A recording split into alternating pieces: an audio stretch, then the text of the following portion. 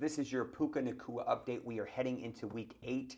The Rams actually play tomorrow night in week 8 against the Vikings on Thursday Night Football, so I do not expect to see Puka Nacua back in this game. He was activated to the 21-day designation for return, which means he has to return in the next 21 days. If not, he's done for the season. That gives us a good idea of how long it's going to take back. Usually teams are closer to the middle, towards the end of this time frame, which makes sense given that they have a game tomorrow night. So they're going to give him that extra time between week 8 and week 9, and then maybe he can come back in week 9. Probably, my guess is week 10. He was able to get a limited practice yesterday. Remember, he's dealing with a PCL sprain in that knee that was actually a re-injury from early preseason where he probably tweaked it and suffered a grade 1. They called it a bursal sac injury, which I knew was fluff.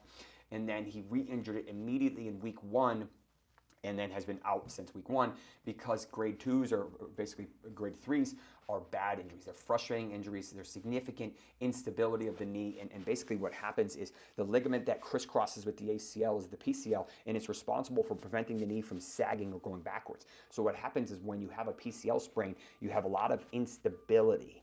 And I usually describe it to people as, think of you sitting on a bar stool, and that would be your knee.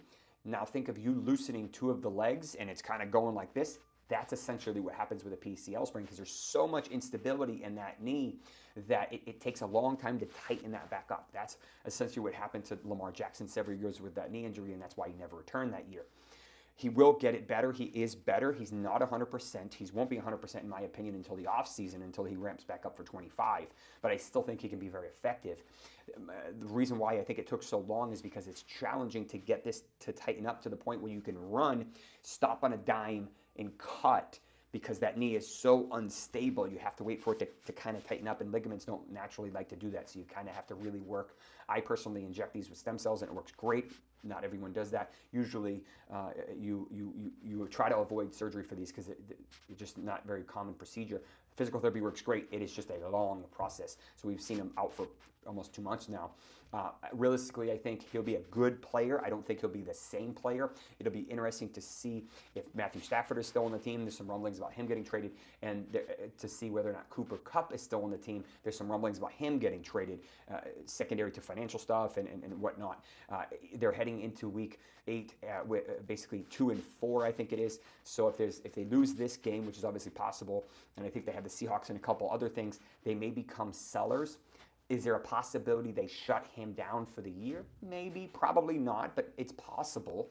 If they sell Stafford, if they sell Kupp, and they say, you know what, we're out of it this year, it's not worth it to risk our star. I could see it. I don't know if I expect it, but it's definitely in the scenario of possibilities. So we'll have to see how that plays out, but I think Puka Nacua potentially returns in the next, I'd say week 9 is possible, probably week 10. I forgot when their bye week is. I think they already had it. So, but in general, that's kind of what we're looking at for Puka Nacua.